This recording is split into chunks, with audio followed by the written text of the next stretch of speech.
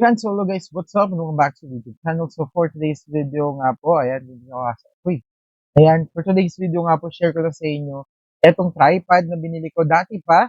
Ayan, and of course, napakaganda din, napakaganda, no?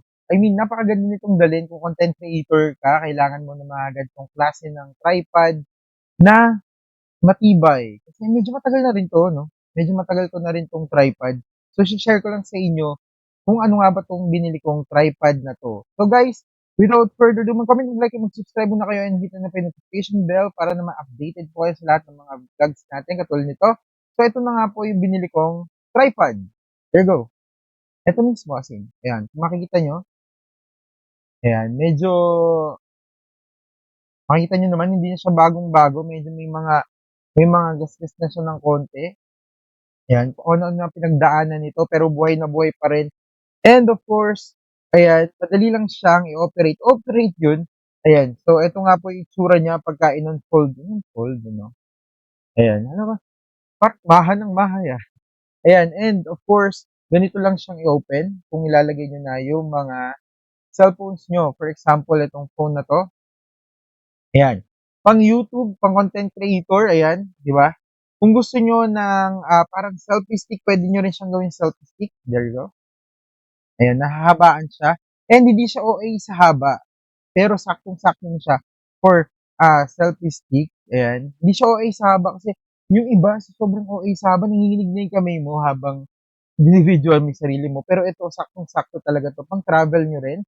And of course, kung magla-live din naman kayo, magandang-magandang may ganito kayo. Ayan, pang live din siya. Pag YouTube live, ayan, pwedeng ganito. Pag mga TikTok, ayan, pwede mo siyang ayan, pag ganyan. So, nai-rotate siya, no? And of course, hindi lang yun yung feature niya, kundi meron din siyang ilaw. So, papakita ko lang sa inyo 3 levels, ha? So, meron siya 3 levels. Meron siyang, wait lang. Meron siyang dito. Nalilito ako ngayon, ha? Meron siyang dito, ayan yung, wala. Ayan. Titingnan ko kasi, meron siyang pindutan dito. Ayan, dito mo pipindutin. And of course, tatlong level lang siya. Ayan, 1, 2, ayan, and 3. Ayun. So, makikita nyo, kahit paano, pagka medyo madilim talaga, may tulong na rin talaga etong ilaw na to. Ayan, kung medyo ang vlogging nyo ay nagpupunta-punta kayo sa ibang lugar, o medyo pumupunta kayo sa mga bars, ganyan na medyo, alam nyo yun, medyo madilim. So, maayos na rin, meron na rin kayong pa-free ring light dyan. Ring light dyan, hindi ring light talaga yan, basta ilaw, ayun. And of course, nag-charge din siya ng micro.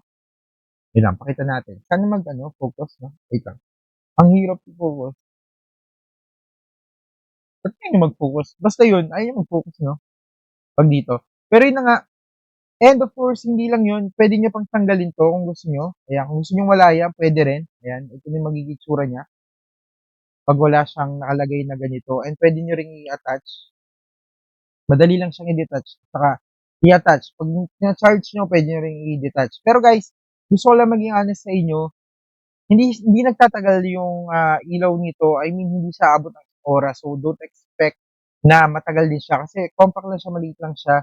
And madali lang din naman siyang i-charge. And hindi lang yun, yung feature nito, meron din siyang remote control kung saan, ayan, kung gusto nyo na medyo malayo kayo, tapos mag-capture nyo siya ng picture o ng video, meron kayong maliit na remote dito. Ayan, ito. So guys, pag pinindot ko ito ng matagal, ayan, mag-open siya and kulay blue.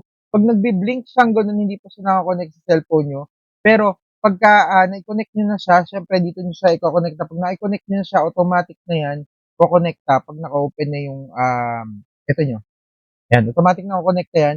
Pipindutin niyo lang 'tong isa para mag-play or mag-capture, tapos isa ulit para mag-off yung camera niya. Ay, off yung camera, yung video niya, ayun. So medyo uy, maliwanag na yan. Pero yun na nga. And ang maganda sa kanya, kasama na siya sa tripod nyo.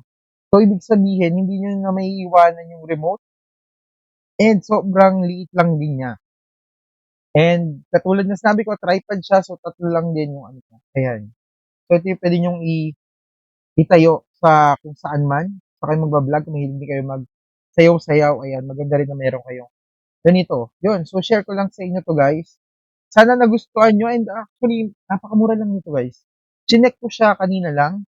Dati nasa 100 plus, 200 plus 'to.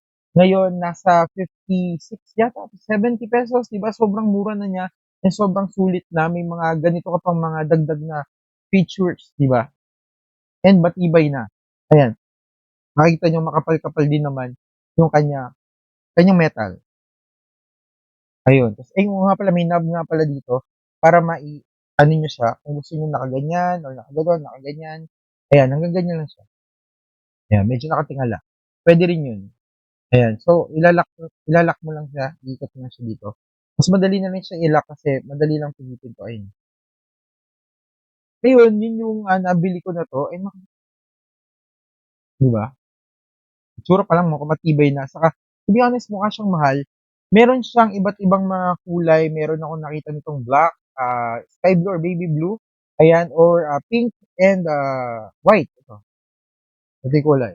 So yun lang guys, maraming salamat, God bless, ingat po kayo palagi, and see you again sa another vlog natin. Kung nagustuhan ko, mag-comment, mag-like, and mag-subscribe na nga po kayo at hit the notification bell para na ma-updated po kayo sa lahat ng ating mga videos like this. Bye-bye and see you again. Thank you po ulit and 3, 2